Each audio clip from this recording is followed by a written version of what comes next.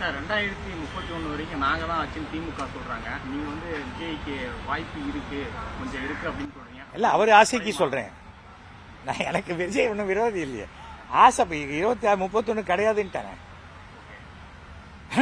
புரியுதா? இந்த கரூர் விவகாரம் தொடர்பா வந்து மதுரை கிளை நீதிபதி வந்து கேள்வி கேட்டிருக்காரு.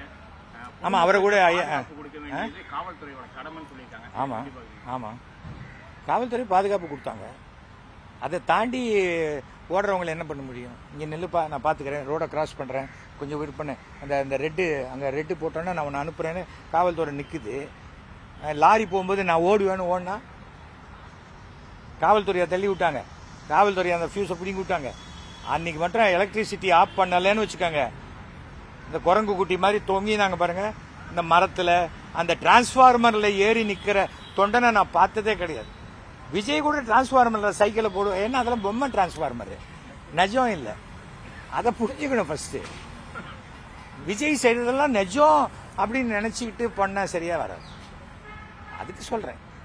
ஏன் ஆதவ அர்ஜுன் தனி ஃபிளைட்ல தானே போனார் டெல்லிக்கு. எல்லாரும் ஒரு கேள்வி ஒன்று கேட்குறாங்க. 10,000 பேர் கூடுவாங்க, லெட்டர் கொடுத்துருக்காங்க, நாங்கள் அதுக்கு ஏற்ற மாதிரி 500 போலீஸ் கொடுத்தோம்னு சொல்றாங்க. ஆனால் எல்லாரும் எழுப்பக்கூடிய ஒரே கேள்வி, அப்போ உளவுத்துறையை இவங்களுக்கு சொல்லலை, போலீஸ்கிட்ட சொல்லலை. 10,000 பேர் வருவாங்கன்னா இவங்க சொல்லியிருக்கணும்ல இவ்வளோ பேர் வருவாங்கன்னு. உளவுத்துறை செயலிழந்துருச்சு அப்படின்ட்டு எல்லாருமே குற்றம் சாட்டுறாங்க. இதங்க உளவுத்துறை செயல் எழுந்துருச்சு, போலீஸ் கையால் ஆகாத தனம், இதெல்லாம் அரசியல் பேச்சுக்கள். அவர் எத்தனை மணிக்கு வரணும், எத்தனை மணிக்கு வந்தார் சொல்லுங்க. எல்லாமே சட்டப்படி நீங்க திட்டமிட்டபடி நீங்க சொன்னபடி வந்தீங்களா? வரல. அந்த இடத்துல கூட்டம் வந்தோன்னா அந்த பஸ்ஸோட கூட ஓடி வராங்க. அவங்க எல்லாம் வந்து முன்னாடி சொல்லிட்டா வந்தாங்க. சரி வந்தாங்கல்ல, என் கூட்டம் வருதுல, அங்க 10,000 வாட்டர் பாட்டில் வாங்கி வச்சிருக்கணும்ல. 10,000 பேர் வருவாங்க சொன்னா ஒரு வாட்டர் பாட்டில் கூட வாங்கி வைக்கலையே. இவங்க ஏன் வாங்கி வைக்கல? அதெல்லாம் கட்சிக்காரங்க தானே பண்ணணும். அதுவும் போலீஸ்காரங்களே பண்ணுவாங்களா? வாட்டர் பாட்டில் வாங்கி கொடுத்தா போருமா?